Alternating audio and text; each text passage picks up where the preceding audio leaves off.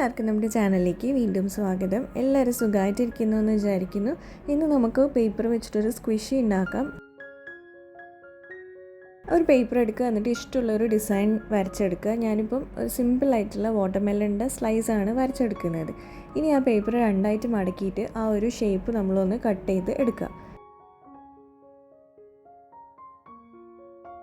ഒരു പേപ്പറിൽ നമ്മൾ ഇതുപോലെ ഗ്രീനും ലൈറ്റ് ഗ്രീനും പിങ്കും വെച്ചിട്ടാണ് കളർ ചെയ്ത് കൊടുക്കുന്നത്.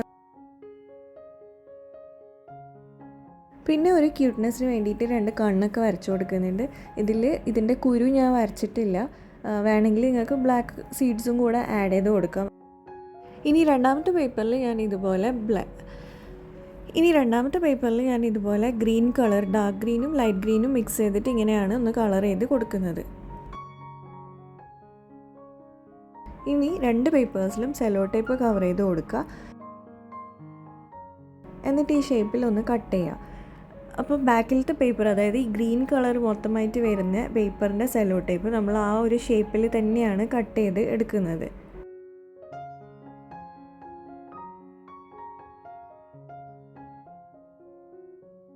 ഇനി ഈ ഫ്രണ്ടിൽ വെക്കാനുള്ള പേപ്പറിനും സെല്ലോ ടേപ്പ് ഒട്ടിച്ചു കൊടുക്കുക. എന്നിട്ട് അതിൻ്റെ സെല്ലോ ടേപ്പ് നമ്മൾ ആ ഷേപ്പിൽ നിന്ന് കുറച്ച് വിട്ടിട്ടാണ് കട്ട് ചെയ്ത് കൊടുക്കുന്നത്.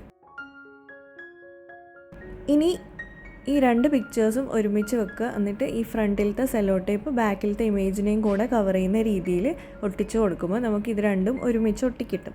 അപ്പോൾ ഒരു കുഞ്ഞ് ഗ്യാപ്പ് അവിടെ വെക്കണം. ആ ഗ്യാപ്പിലൂടെയാണ് നമ്മൾ ഇതിൽ ടിഷ്യൂ പേപ്പറാണ് ഫില്ല് ചെയ്ത് കൊടുക്കുന്നത്.